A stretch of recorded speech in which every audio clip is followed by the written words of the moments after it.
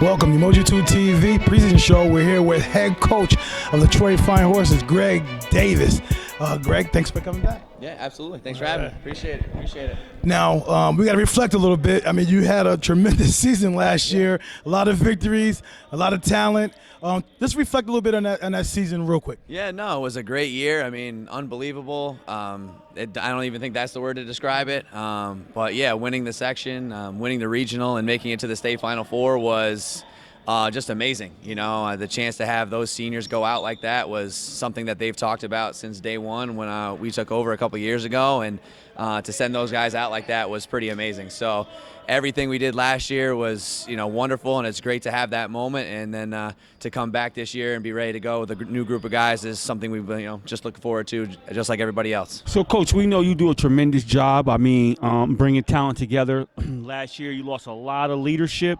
We know you get it done. You was Umoja 2 TV's Coach of the Year, Co-Coach of the Year, along with Matt Usher.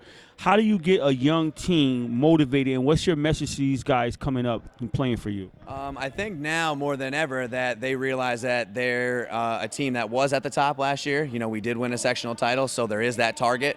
We won a lot of games last year, and a lot of schools probably weren't happy with that. So they're going to look at us and say, hey, listen, they beat us last year, but now, hey, we have a chance, and they're young, and we can kind of knock them off. So the motivation for them is very simple. They're hungry. These guys are young. They want it.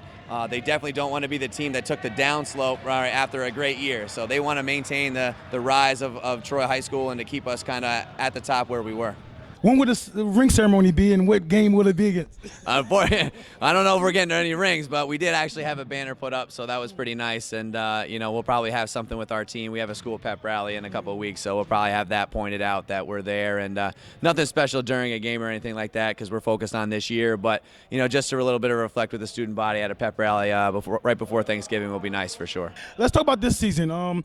You're young. Not too people know their names. Just talk to me about some of those guys that are coming up and going to be producing for you this year. Sure. We have a lot of juniors and sophomores on our team with one senior back, Akai Cruel, who was really crucial for us down the stretch. Did a great job against McKeel and Gloversville guarding with his one-on-one defense. He's super athletic. Really plays that full court man-to-man that we really like to do, and all those things. We're returning guys like Jaden Cummings and Alex Wolf, who played very good minutes for us as sophomores last year, and made an impact on our team and are looking to step into those roles as they get older. Nasir Duwad Soto, who's going to come back as well as a junior from our team.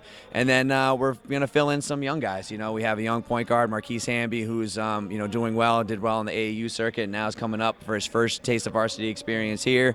Other guys like Chase Peterson, and just a core group of sophomores that are going to come up and help us, and then a core group of juniors as well that are new from the JV. DeAndre Butler, Shamdu Caldwell, right? Just guys that we've had in our program now that are trying to develop and make an impact on the varsity is something that we're looking forward to. Okay. So, you got a brand new squad basically. So talk to me about what's going to change. Are you still going to be that same type of style of offense that you did and same type of defense you did last year? You lose a lot of scoring punch. So what are you going to do here? Yeah, we lost our 4 top scorers basically, with Nazir gone and Latif gone and Latif as well. So we're going to have to figure out a way to kind of manufacture some points. But the defensive end is still something that we take a lot of pride in. We're a high pressure athletic team, and I think that's going to stay the same. We're still going to run up and down and make people do what they don't want to do and things like that. So that's going to be our game plan moving forward for the foreseeable future, because that's kind of our style and that's how our kids like to play. That brings me to another question about challenges, because now as a coach, right, you got to take on a whole different challenge, which even sometimes can make the job that much more rewarding, knowing that I don't have Faison is not walking in the door, Merritt is not walking in the door, but I got to make it work with these guys. Talk to me about the challenges for you and the reward as well.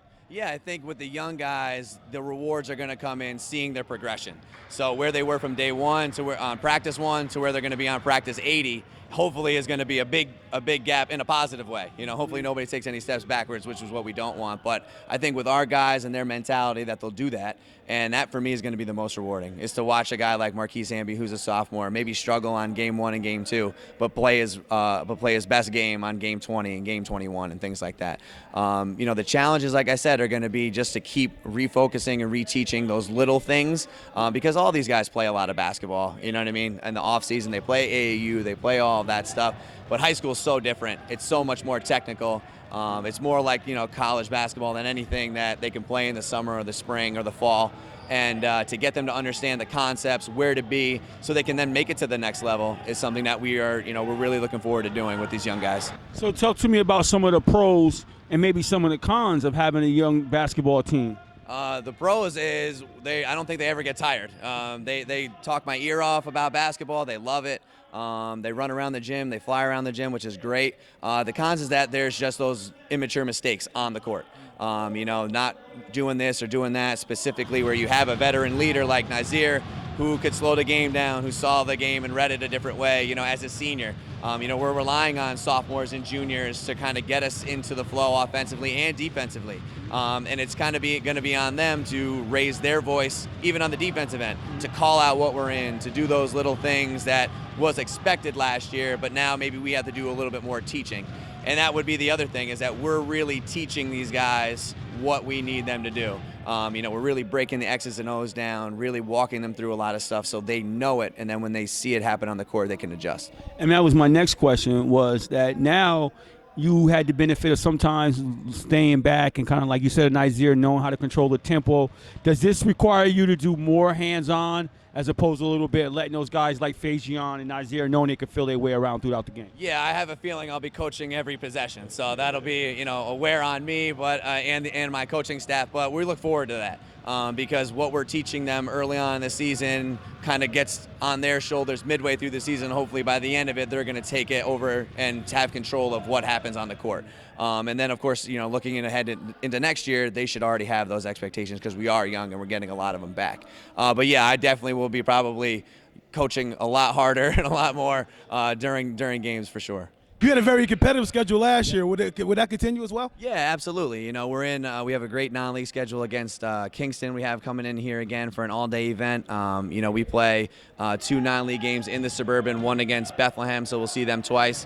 We'll play Guilderland twice, so that's nice. And then our holiday tournament, we're bringing in LaSalle, Lansingburg, and Bishop Gibbons, who are all really good programs and have very talented players as well. So that's that's kind of where we're at, and we're looking forward to those challenges, playing outside of our league and bringing in those teams. What are you looking at far as some of the other programs out there that are really out there that you have in your mind that we may have to go through this team or this program to get to where we got to go? Yeah, I think everybody in the Suburban Council always brings something back. Even Bethlehem losing as many as they did last year, we play them right out of the gate, so that's going to be a battle. Shen's the same way. Other teams that have lost guys have seemed to fill in some of the younger guys. And then, of course, in the A's, we're always looking ahead, of where we might end up. And McKeel has a lot of players back. Gloversville has both of their players back, Roback and Dante Bouchard. So we're looking at those saying, those guys are all back. We're kind of young. How can we kind of, get to where we need to go? We know where our path is going to lead. So hopefully, we have a good game plan, we have a great season, and we end up where we need to be. Well, Coach, we appreciate your time and effort. And as always, it's a pleasure to sit down and talk basketball with you. And we look forward to seeing you down the road, and we wish you the best of luck.